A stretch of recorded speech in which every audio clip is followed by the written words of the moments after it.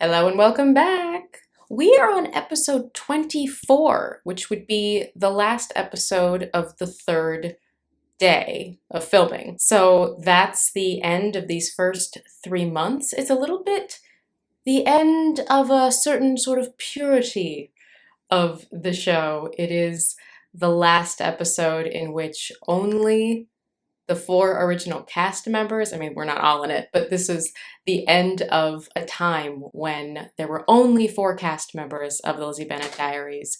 We were all women. We had only ever shot in Lizzie's bedroom, and we had not gone to VidCon and experienced that fervor, insanity, intensity, knowing in hindsight what was about to happen in our lives, all of us involved in the show.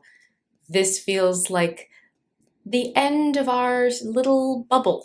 Everything's about to change, but we did not know that then.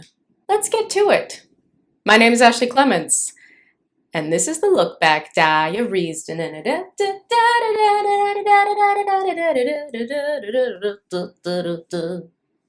I don't know, I'm alone. I thought it needed extra song.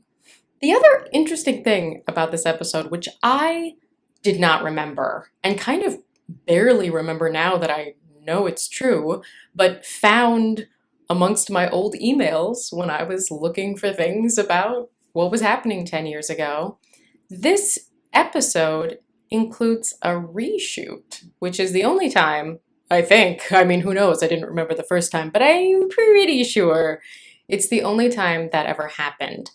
I have to assume it's because something happened to the footage, but they were very fortunate that what was lost was just me, solo, in the episode. And so we, according to my emails, met again at, luckily, the set was the producer's home. I was sent screenshots of what I was wearing and my hair and my makeup. Luckily, at this point, I was still doing my own makeup, so it was a very sort of skeleton crew showing up for just this tiny bit of a reshoot.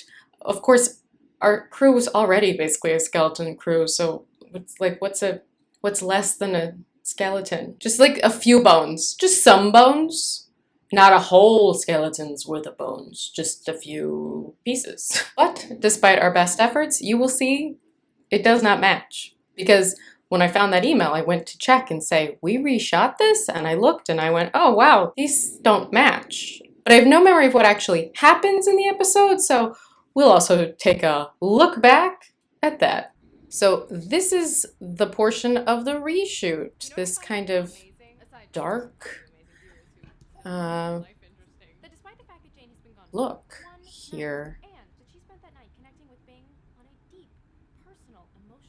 Our mother greeted her with the coldest reaction a mother could give her perfect eldest daughter. Hi, Queen. My name is Lizzie Bennet. Jane is back, and Mom isn't happy. Because she didn't come back engaged? What's... I mean, didn't she just like spend the night there? Like, it's just... It's one of those things where we're like balancing the novel and the twice a week nature of the show. Like, but she wasn't there for days, right? Has another opinion. How dare that child? How could you throw away a golden opportunity by coming back here? But this is her home, my dear. But it is a good setup for what Mama Bennett's about to do. It is the man who traditionally tries to win the hand of the lady. It is desperate times for a desperate single daughter. Part of her is disappointed in Jane for not eloping. Here you can see things are lighter now because this is not lost footage. This is the original footage. Manipulative, mustache twirly. What do evil women twirl? I know she wants what's best for us. Problem is, she never asks us what's best for us. But if not Jane, That's a very good point. That's a very, very good point about moms. Ooh, VidCon. To those of you who don't know, VidCon is an annual convention about web video. Seriously, a convention about web video. Irony. And since my dear bestie won't be there with me. We'll probably shoot a video or two. Hey, so what are you looking Whoa, forward to? crazy. Shoot a video there, you say. Talk about this. I'm hoping to attend some. Oh, look at our nicely coordinated purples. networking events. I remember that You dress. know the school year is technically over, right? We're on vacation. We can have a little fun. I'm sure we will have fun, but who knows what will come to benefit our careers. Look, she's not wrong. It's important to network. What are you looking for? It's a huge part of Well, all the meeting some business of our awesome viewers. stuff. Well, we sure did meet a lot of them. There's slots back there. Concerts, games, parties. VidCon party time, bitches! That peaked. You That gotta pass. that peaked on the audio, and we did not fix that. Definitely weeping. How did you pull that off? It wasn't me. Don't you worry, dear nerdy and way less adorable older sister. Right, we were pretending it was like hard to Oh, get really? tickets to VidCon. Okay. I mean, we Well, did then, I guess we did get them for free. Because we did know people. Is the implication that Lydia knows Hank? Team Lydia. Obviously, this is also part of the time when we had those free clothes from Victoria's Secret. That end screen that just showed like VidCon is next is because we actually hadn't shot the episode when this was posted. Is that, yeah, that's right. Because this was posted on June 28th and we went to VidCon. She says tomorrow. I guess it was tomorrow. It was the 29th and the 30th of June that we were at VidCon. So yeah, even though we had filmed this episode, would have been in May. This would have been maybe the tightest turnaround that we had to have in terms of editing and getting an episode out. Not that I did that stuff, but you know, if we went to VidCon, the 29th and 30th of June in 2012 were a Friday and Saturday. So that's when we shot the episodes. We shot one on Friday and one on Saturday, and then the next one would have had to have posted Monday. So that's a tight turnaround. And all of the people involved were at VidCon, to be clear. But there were plenty of people at VidCon who were making videos and needing to edit them. So we were just like them. But actually, we had a lot more people than a regular vlogger would have had to accomplish said task. But Michael Aranda is still credited as editing this episode, and he was definitely a VidCon, so good job staying up late in a hotel room and editing and uploading a video, I guess. Okay, I want to really show you how much this doesn't match. So this is the reshoot, and this is what we shot on the actual day. Reshoot. The frame changes as well. Actual day. So what's funny is that at the time, I would have not known anything about why this looked so different 10 years ago, but I have since become someone who makes content, and through things like non-transferable and Sona have learned a lot more about cameras, and I'm still not by any means an expert on this, but my assessment would be that the main problem is that we're not letting as much light into the camera.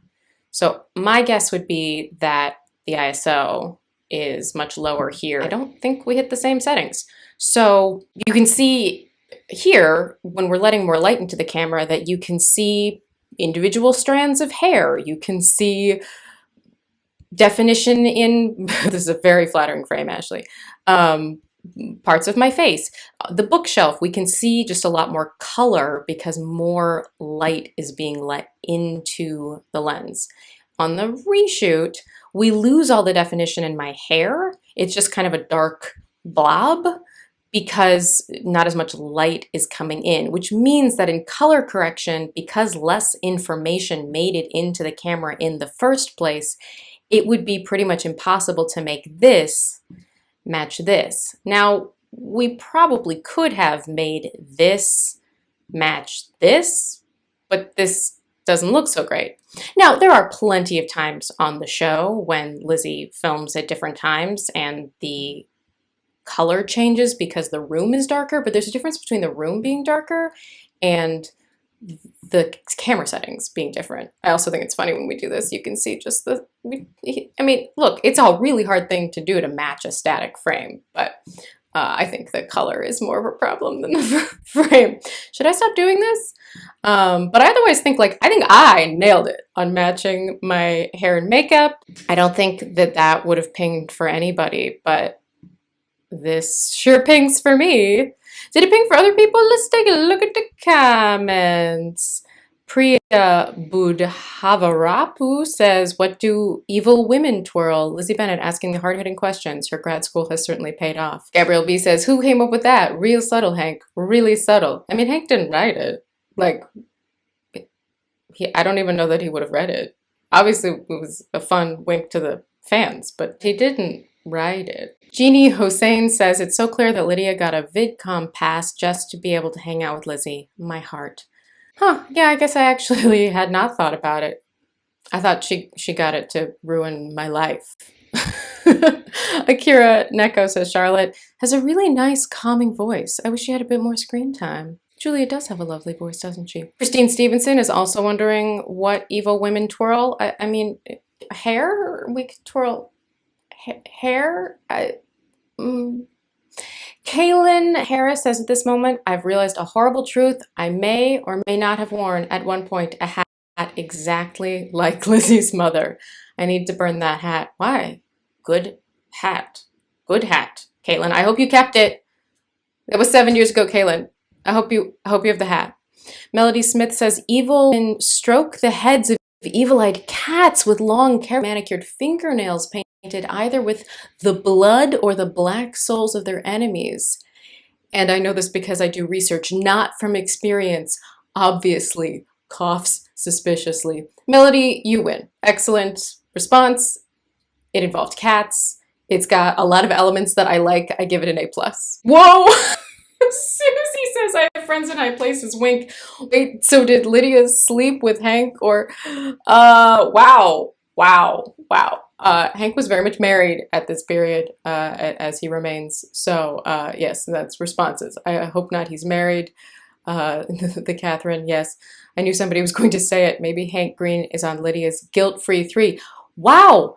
Such dirty thoughts. I mean, about... I would never have thought Hank.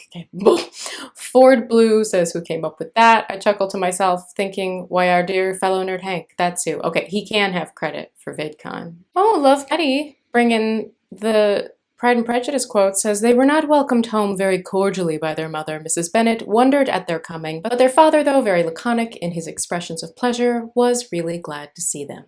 Jane Austen's Pride and Prejudice, Chapter 12. Well, it seems in the comments that what everyone is most pleased by is a winking acknowledgement that Hank Green, the co-creator of the Lizzie Bennet Diaries, is also a creator of VidCon. And that is pretty cool. It's very impressive. When I look at all the stuff that Hank has done, I feel very tired. And speaking of Hank, I had not met him at this point. But that will all change at VidCon, which we will get to next time.